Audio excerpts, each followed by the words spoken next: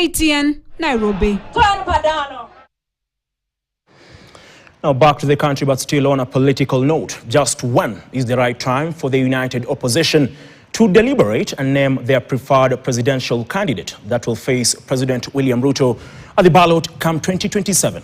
Well, the principals seem to be divided on whether to name their presidential candidate this year or early next year, which will be less than 6 months to the polls. Now, this is despite the headache that the principals are facing as to whom among them will be the presidential candidate in the united opposition. Our senior political affairs reporter, Chris Thyro, delves into the matter as he also checks on the pros and cons of naming a presidential candidate earlier or later. With just over 560 days remaining before Kenyans get another opportunity to elect political leaders for another 5-year cycle, the united opposition is grappling with two major challenges, even as they prepare to face their main rival, President William Ruto. Firstly being, who will fly the opposition flag? And secondly, which is the appropriate time to unveil the candidate?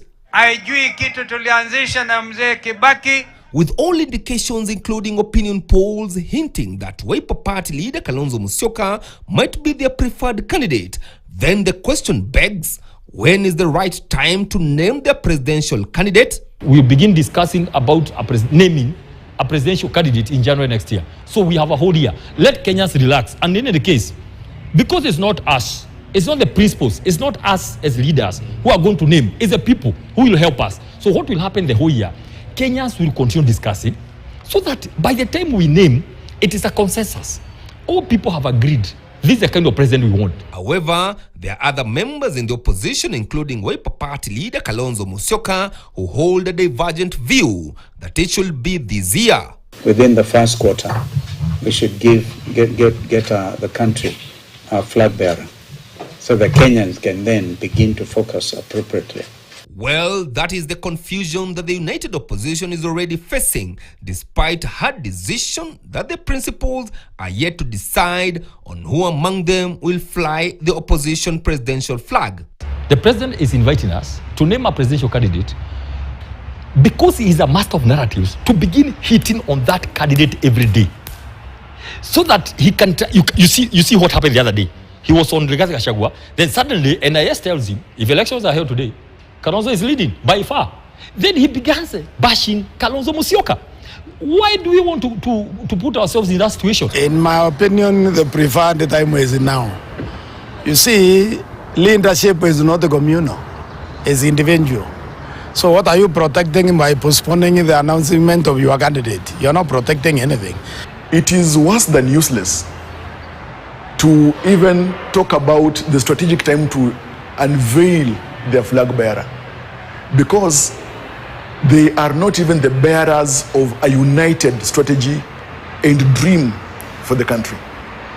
If at all they're struggling to arrive merely at the time at when they should unveil their presidential candidate, how will they arrive at a plan to lead this country if they are chanced with the opportunity?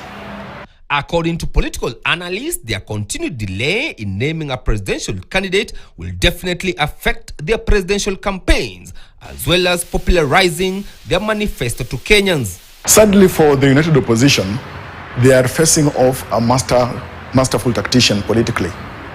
And the more they remain confused, the more they await the guillotine. It also allows the people to settle that candidate. It also allows the donors to know who to give the money. So I think there is every advantage in naming the united opposition candidate now as opposed to later. We are not in a hurry. We are not going to get into that trap set by NIS and the president to be in a hurry to name our presidential candidate.